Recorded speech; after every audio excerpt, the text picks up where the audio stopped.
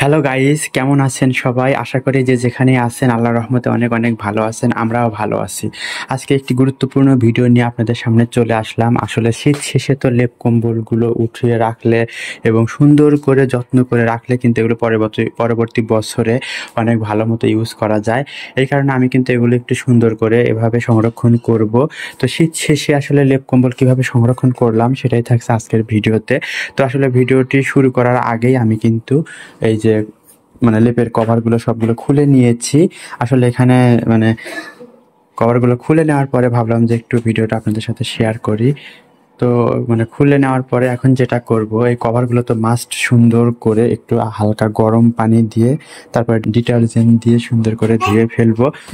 আর তারপরে এগুলো কিন্তু সুন্দর করে একদম কড়া রোদে শুকাতে হবে। দেন এগুলো কিন্তু ভাঁজ করে আলমারিতে বা যেভাবে যেখানে পারেন সেখানে সংরক্ষণ করতে হবে।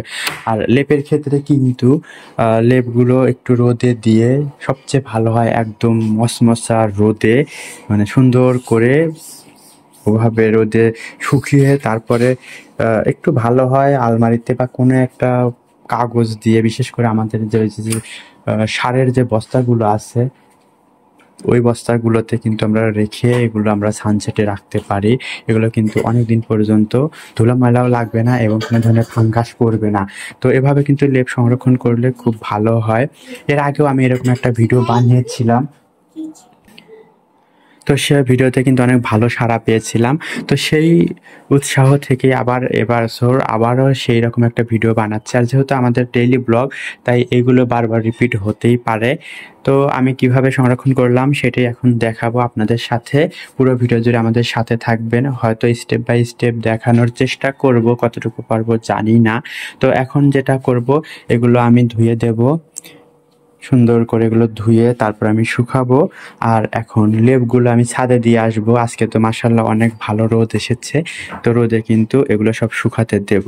লেপগুলো ছাদে শুকাতে যেতে যেতে একটা টিপস শেয়ার করি। শীতের দিনে কিন্তু আমরা অনেক কিছুই সুন্দর মতো পরিষ্কার করতে পারি না। শীতের আগে আগে কিন্তু আমাদের অবশ্যই পুরোনো কাপড় চোপড়গুলো সুন্দর করে ধুয়ে তারপরে কিন্তু ব্যবহার করতে হয়। না ধুয়ে ব্যবহার করাটা কিন্তু অনেক বেশি সমস্যা হতে পারে, চর্মরোগ হতে পারে। আর আরেকটা যেটা কথা সেটা হচ্ছে, শীত শেষে অবশ্যই কিন্তু সবগুলো আবার সুন্দর করে ক্লিন করে তারপরে যথাযথভাবে রোদে শুকিয়ে তারপরে কিন্তু সংরক্ষণ করে রাখা উচিত পরবর্তী শীতে ব্যবহার করার জন্য। আর এটা কিন্তু না করলে কিন্তু আমাদের কাপড় চোপড়গুলো নষ্ট হয়ে যায়, ফাঙ্গাস পড়ে যায়, বিভিন্ন কালচে দাগ পড়ে যায়। তো অবশ্যই আমাদের সবারই সাবধান থাকা উচিত যেন আমরা সুন্দর মতো এগুলো পরিষ্কার করে তারপরে সংরক্ষণ করি, জিনিসগুলো অনেক সুন্দর থাকবে। লেপগুলো সুন্দর করে রোদে দিয়ে দিলাম। এখন এটা রোদে কিন্তু একদম মসমসে হয়ে যাবে। এভাবে সংরক্ষণ করে রাখলে কিন্তু লেপগুলোতে কোনো ধরনের ফাঙ্গাসই পড়বে না, খুব ভালো হবে।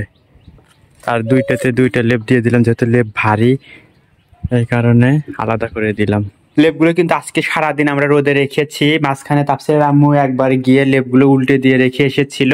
আর বিকেলের রোদ রোদ একদম পড়ে যাওয়ার আগে লেপটা সে তুলে নিয়ে এসে রুমের মধ্যে রেখেছে। মনে করেন যে লেপ একদম গরম মসমসে অবস্থা আছে। আর এই অবস্থায় কিন্তু এটা সংরক্ষণ করা সবচেয়ে ভালো, কোনো ধরনের ফাঙ্গাস পড়বে না। নেক্সট ইয়ারে একদম সুন্দর মতো আবার ইউজ করা যাবে। তো এখন এই লেপটা আমি এখন সুন্দর করে একদম মুড়িয়ে প্যাকেট করে এটা সংরক্ষণ করব। তো আমি এটা প্যাকেট করার ক্ষেত্রে কিন্তু প্রথমে আগে সুন্দর করে জড়িয়ে রশি দিয়ে বেঁধে নেব, তারপরে আমি এগুলো বস্তার মধ্যে রেখে দেব। চলুন শুরু করা যাক। এই তো তাপসিরের বাবা অলরেডি স্টার্ট করে দিয়েছে, ল্যাবগুলো সুন্দর করে ভাঁজ করে নিচ্ছে। সে অনেক সুন্দর করে ভাঁজ করে নিতে পারে, আসলে সে এক্সপার্ট অনেক, আমার থেকেও বেশি, এটা আমাকে স্বীকার করতে হবে। সে মনে মনে মহা খুশি। আমি তার প্রশংসা করছি, এসে দেখেন সে খুশি গদগদ। প্রশংসা শুনতে ভালোই লাগে না, আমার এত প্রশংসা করতে ইচ্ছে করছে না, তারপরেও করতেছি, কি আর করার। এটা কিন্তু একদম পাতলা লেপ, কারণ এত বেশি গরম কিন্তু এখন হয় না। আর দিয়ে নিলাম। এই তো তার অলরেডি গিট্টু দেওয়া হয়ে গিয়েছে। সেটা এখন এই যে সুন্দর, এটা একদম ফ্রেশ আর কি বস্তা, এটার মধ্যে সেটাকে প্যাকেজিং করবে।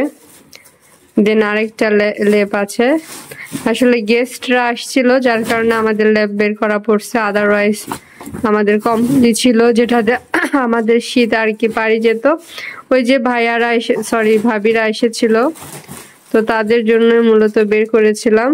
আবার সেটাকে সুন্দর করে রোদে দিয়ে গরম করে এই যে বস্তাবন্দি করে রেখে দিচ্ছি। ইনশাল্লাহ বেঁচে থাকি, সুস্থ থাকি, আগামী শীতে আবার এটাকে বের করা হবে যদি বাসায় কোনো গেস্ট আসে আর কি। এই যে এটা হচ্ছে সেকেন্ড ল্যাব, এভাবে সেম প্রসেসে গিটু দিচ্ছে সুন্দরভাবে। এটা হচ্ছে সবচেয়ে মিনি ল্যাব, এটা বলতে পারেন এটা তাফসীরের ভবিষ্যৎ ল্যাব। হ্যাঁ হতে পারে, এটা আসলে আমার আম্মু দিয়েছিল। এই তো এটাও হয়ে গেল প্রসেসিং সুন্দরভাবে। এখন তাফসীরের বাবাকে এটা ওটার মধ্যে রাখলে হয়ে যেত, কিন্তু আমি এটা আলাদা করে রাখবো, কারণ যখন লাগবে যাতে একটা বের করলেই হয়ে যায়, বের করলেই হয়। তবে আমাদের যেহেতু রাখার জায়গা নাই, কেউ চাইলে এটা কিন্তু বড় যদি আলমারি থাকে আলমারিতে রাখতে পারেন, বা যে বাক্স আছে বাক্সের মধ্যে রাখলেও কিন্তু অনেক ভালো মতো রাখা যায়।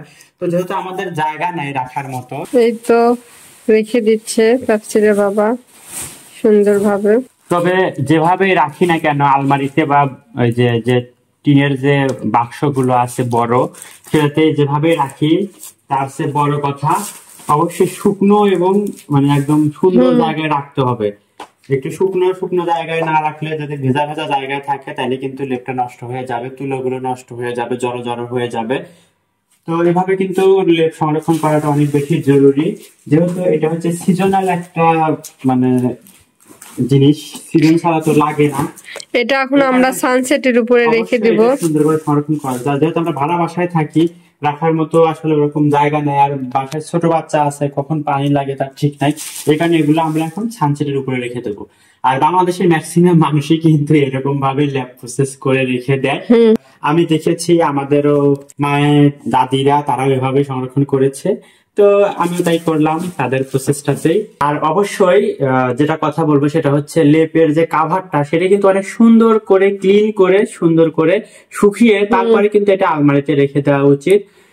আর ওইটা কিন্তু বেশি ইম্পর্টেন্ট, তাছাড়া কিন্তু যদি সাদা কভার হয় তাহলে কিন্তু অনেক দাগ পড়বে। তো যাই হোক, ভেবেছিলাম সাদা কভারটাও হচ্ছে আপনাদের সাথে দেখাবো, কিন্তু আনফরচুনেটলি দেখাতে পারছি না। তো যাই হোক, এখন এটা আমি তুলে রাখবো। আচ্ছা ঠিক আছে। তো এই তো আমরা এখন সানসেটের উপরে রেখে দিচ্ছি, একটুখানি আপনাদের সাথে শেয়ার করে নিলাম, জাস্ট এইটুকু। তো যাই হোক, আজকের ভিডিওটি কেমন লাগলো অবশ্যই কমেন্ট করে জানাবেন। সবাই ভালো থাকবেন, সুস্থ থাকবেন, দেখা হবে পরবর্তীতে নতুন কোনো ভিডিওতে। আল্লাহ হাফেজ, আসসালামু আলাইকুম।